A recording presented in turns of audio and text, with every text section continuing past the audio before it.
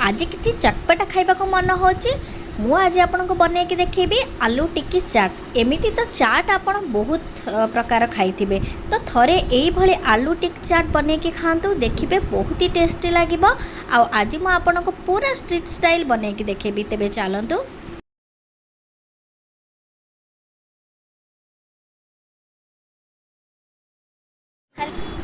तो आलू टिक्की बनवाई मुझे बॉयल आलू नहीं आको भल भाव में मुझे चकटिकी रेडी कर देछि। तापर आलू को बांधवाई मुझे कॉर्नफ्लोर नहीं आपण आपणकर आलूर परिमाण देखिकी कॉर्नफ्लोर देबे कारण कॉर्नफ्लोर ये आलू को बाइंडिंग करिबारे हेल्प करिथाए। तो तेणु आम आलू को परिमाण देखिकी आम से कॉर्नफ्लोर गोलेबा। तो मुझे सिझा आलू चकटारे मुझे कॉर्नफ्लोर गोले देछि।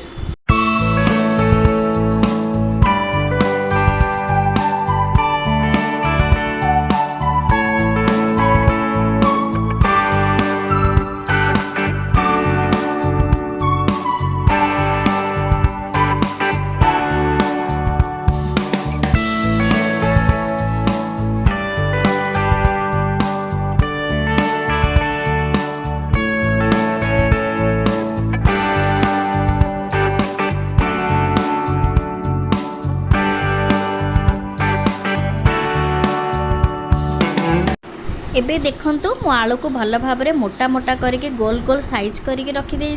तो ये चाट बनवाई मटर तो निहाती आवश्यक। तो मुझे प्रेसर कुकर रे मटर सीझे देछि। आपण देखिए मटर बहुत फिटी भी न जाओ जमीती आम चाट रे खाऊचे सेमिति मटर रहिबो अधा सीझा भलिया।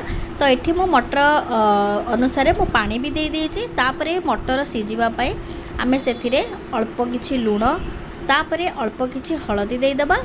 तापरे आमे प्रेशर दे दबा। गोटे दीटा सीटी परे आमर मटर बनिके पूरा पूरी रेडी हो जिवो सेतिपई आपण ध्यान रखिबे। एबे आमे स्पेशल चटनीटा बनेबा जोथि पई कि मु एठी धनिया पत्र नेछि आउ तापरे मु एठी कटा हेतिबा कंचा लंका नेछि कटा हेतिबा अदा नेछि। तापरे मु किछि जीरा सेथिरे पकेउछि। तापरे आपण सेतिरे स्वाद अनुसार टिके लूण पकेबे धला लूण भी पकेबे आउ कला लूण भी पकेबे। तापरे मु एठी नेछि किछि चाट मसला जोटा कि चटनीर गोटे सुंदर खटा अंश आसीबो। तापरे एठी मु नेछि तेंतुलीर रस। आपण चाहिए आपण जदि तेंतुली रस को स्किप करि पारबे भल कथा किंतु तेंतुली रस पइले चटनीटा खटा मिठा हबो। तो आपण देखिके चटनीटा पकेबे। तापरे अल्प पानी किछि नेकी आमे ग्राइंडिंग कर दोचा। देखंतु एबे मोर ग्रीन चटनी पूरा बनिकी रेडी हो जाइछि। एबे मोर दीटा सीटी परे मु प्रेशर बंद कर देइथिली। एबे देखंतु मटर रो अवस्था कोन हेछि ठीक भल भाव में से सीझी जाइछि। मु ठीक टाइम रे प्रेशर बंद कर देइछि। एबे टिके मटर को चिपिकी देखिबा भल भाव में मटर भी सीझी जाइछि आ बेसी भी सीझिनी ठीक ठाक अछि। देन आमर एबे आमे आलू को फ्राई करिबा। तो आमे गोल गोल करिकी जो आलू रखिथिले एबे आमे ताको करेई रे तेल पकेकी आलू को फ्राई करिबा। आलू को बेसी फ्राई करेंगे नहने आपण पूरा कला भी पकेबेनी। आपण ताकू लाइट ब्राउन कलर भलिया हैला भलिया आपण low flame low high flame रे आपण ताकू फ्राई करिवे। एबे देखंतु मोर जो कलर गोटे पट साइड हे गला परे मु ताकू आस्ते आस्ते चटू सहाय्य रे मु आउ गोटे पट को लेउटी देबी। ध्यान रखिबे कि आलू पोड़ी न जाओ कला कलर न हो। तो एबे देखंतु मोर लाइट ब्राउन कलर ऑलरेडी मो आलू टिक्कीटा हे गला। तो एबे मु ताकू गोटे प्लेट रे काढ़ी देबी। ये चाट आलू टिक्की चाटा आपण घरे थरे बनैकी खातु कम टाइम रे ही बनी जिवो आ आपण पार्टी को भी बहुत ही टेस्ट लागिवो। आपण को बाजार जीवाकू पड़िबनी। आपण तो सेमिति बहुत प्रकार चाट खाउचंती किंतु थरे आलू टिक्की चाट बनैकी खातु बहुत ही टेस्टी लागिवो। एठी देखंतु मु चटू साहाय्य आलू को किछि किछि एमती भाग भाग भलिया करि दोछि जहा फल रे कि भितरे थिबा आलूटा भल भाव रे टिके सेकी हे जो नहने आपण ऊपर पूरा सेकी देथिबे भितरे कंचा रहिथिबो तेबे सेटा खाइबा को भल लागिबनी। आलू को टिके टिके एमती चटू साहाय्य रे चापी चापी देबे जहा फल रे कि भितरे थिबा आलू कंचा आलू रो टा भल भाव रे सिझी जिवो।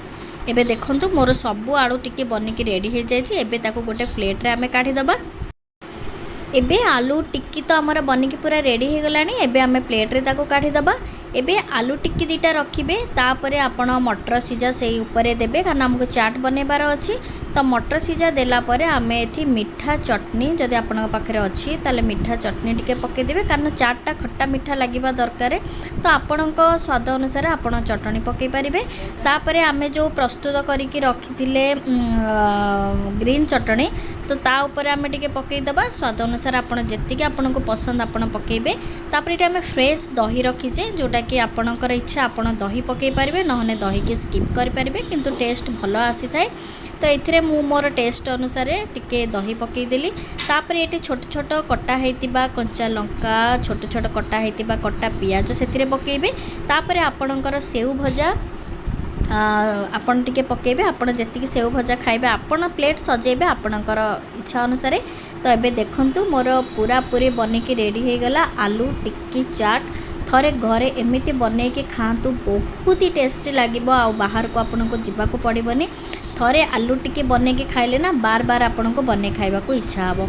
तो वीडियोटा केमती लागिला निश्चित जणाइबे।